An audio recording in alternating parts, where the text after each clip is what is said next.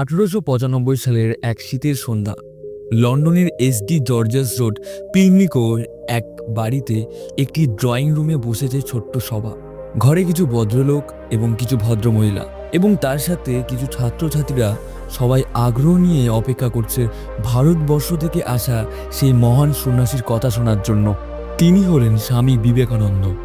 সেই সভা চলছিল, তখনই হঠাৎ একজন কিশোর স্বামীজির দিকে এগিয়ে এলো। বয়স হবে 16-17। তার চোখে উদ্বেগ, কণ্ঠ কাঁপছে। সে বলল, স্বামীজি, আমি অনেক চেষ্টা করি পড়াশোনা করতে, কিন্তু মন বসে না। একবার বইয়ের দিকে মন দিই, আবার অন্যদিকে মন চলে যায়।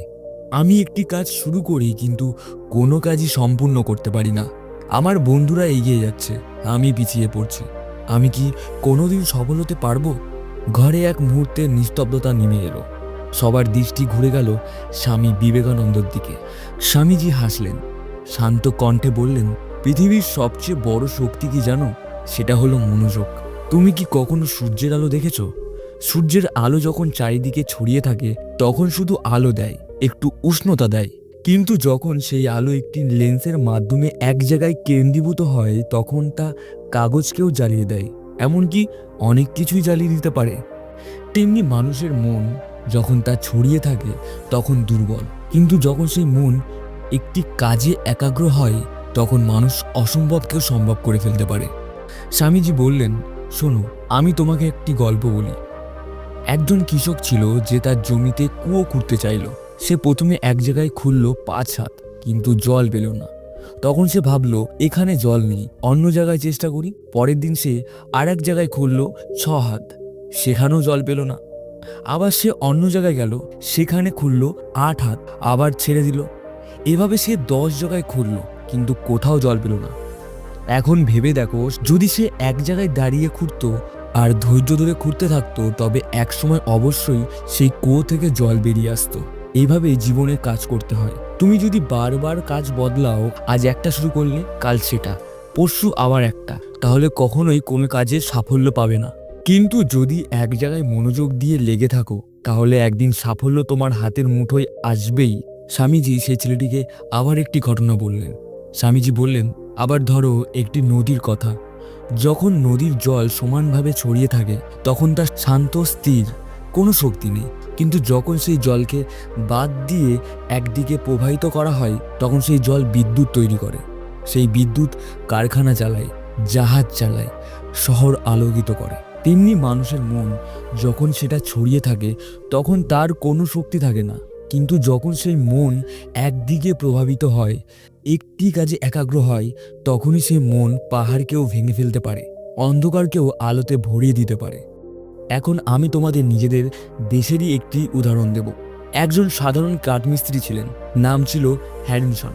তিনি ছোট থেকে ঘড়ি তৈরি করার প্রতি প্রবল আগ্রহী ছিলেন। তার স্বপ্ন ছিল এমন এক ঘড়ি বানানো যা সমুদ্র যাত্রার সময়ও একদম সঠিক সময় দেখাবে। কিন্তু কাজটা সহজ ছিল না। সমুদ্রের ভেতরে ঘড়ি নষ্ট হয়ে যেত, সময় ভুল দেখাতো। অনেকে তাকে নিয়ে হাসি ঠাট্টা করতো। তারা বলতো, তুমি সারা জীবন কি শুধু ছোট ছোট গিয়ারই ঘষতে থাকবে? তুমি তো কোনোদিন কিছু করতেই পারবে না, এটা সম্ভবই না। কিন্তু জন হ্যারিসন থামেননি। তিনি বছরের পর বছর শুধু ঘড়ির যন্ত্রাংশ নিয়ে কাজ করেছেন। তিনি প্রতিদিন একই কাজে মন দিয়েছেন, একটার পর একটা চেষ্টা করেছেন। অনেকবার ব্যর্থ হয়েছেন, আবার নতুন করে শুরু করেছেন।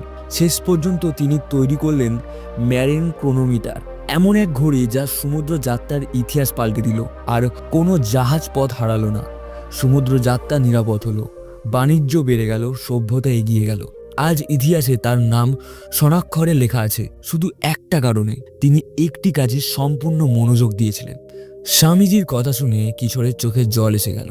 সে বলল, স্বামীজি, আজ আমি বুঝতে পেরেছি আমি এতদিন বারবার কাজ পাল্টে শুধু সময় নষ্ট করেছি। আজ থেকে আমি এক সময়ে একই কাজ করব। যতক্ষণ না শেষ করছি আমি থামবো না, আর যতক্ষণ না সফল হচ্ছি আমি হার মানব না। স্বামীজি তার কাঁধে হাত রেখে বললেন, খুবই ভালো। মনে রেখো, জীবনের প্রতিটি বড় কাজ একাগ্র মনোযোগের ফলেই সম্ভব হয়। সেদিন লন্ডনের সেই সভাঘরে শুধু এক কিশোরের জীবন বদলালো না, বরং উপস্থিতি প্রত্যেকেই বুঝলো সাফল্যের আসল রহস্য হলো ফোকাস। এটাই স্বামী বিবেকানন্দের শিক্ষা। ছড়িয়ে থাকা মন দুর্বল, একাগ্র মন পাহাড়ও ভেঙে দেয়। বন্ধুরা, আজ এই শিক্ষা আমাদের জন্য সমান সত্য। যদি আমরা জীবনের প্রতিটি কাজে পূর্ণ মনোযোগ দিতে পারি তবে আমাদের সফলতা অনিবার্য। তাই ফোকাস করো, অবিচল থেকো, আর সাফল্যকে তোমার কাছে টেনে আনো। যদি ভিডিওটি ভালো লেগে থাকে তাহলে অবশ্যই লাইক করো, কমেন্ট করো, আর অবশ্যই নিজেদের বন্ধুদের কাছে, নিজেদের পরিবারের কাছে শেয়ার করো, আর সাবস্ক্রাইব করতে ভুলো না।